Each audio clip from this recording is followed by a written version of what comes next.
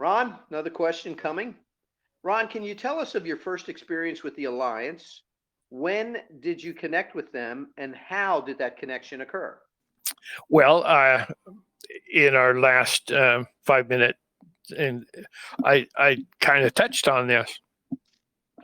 Um, you don't really understand until you start writing how the Spirit and the Alliance and everything will come to you. But it's your right to have the guidance of the Spirit in your life. If and when you start believing that you are guided and directed by Spirit, then you will find out indeed you are guided by Spirit. So you have to take pen in hand or sit in front of your computer and start pounding things out that are meaningful to you. And if you get finished with it and you go back and read it, well, there's things that you might want to change a little bit. There's things in there that you might feel you just open up your mind to the Spirit, and the Spirit will help you to see new thoughts and ideas that are more accurate. That's the way that it happened to me.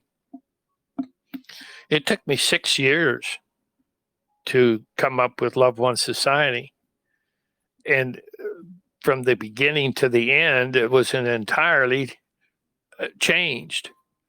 Very little from the beginning has survived to the past, because you start opening up to things, and it will help you to fine tune and to correct things that you've done written in the past or tried to do in the past, and it was a dead end. And the dead ends are really great opportunities, because that stops you from going off onto some tangent that is not important to you.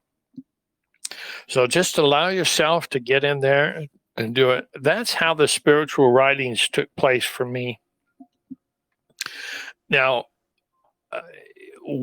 somewhere along that line, you will be listening to the voice of the Spirit, and you won't be really understanding that that's what's taking place.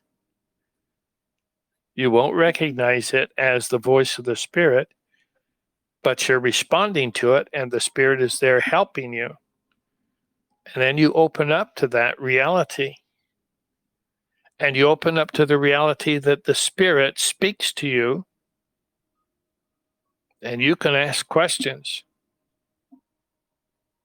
And you will get thoughts and ideas.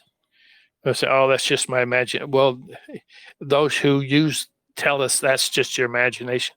Yeah, it is my imagination, and that's the way God speaks to me. You know, Einstein says if you don't have imagination, you can't do a whole lot of stuff in life. It's a really good thing for the cabal to say, oh, that's just your imagination. That means that the thoughts you're having, you don't get to continue with, because you think that there's something wrong with your imagination. A child has a perfect imagination. They create things.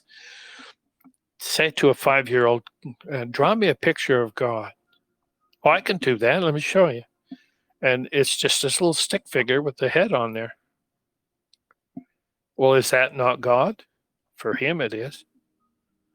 And see, those are the kinds of things you will be led by Spirit. Now, it'll fine tune and make them fill in the blanks and, put clothes on it or muscles or whatever. And you finally get to the point where you can do a magnificent drawing of a perfect person, or a person that doesn't matter if it's perfect or not. You got to be out there doing it. And your imagination will bring you along to the point where you'll just see, oh, I'm talking to the voice of the Spirit. I just got some message from the voice of the Spirit. The first time I talked to Jesus, what do you think he said to me? He wanted me to know how much he loved me.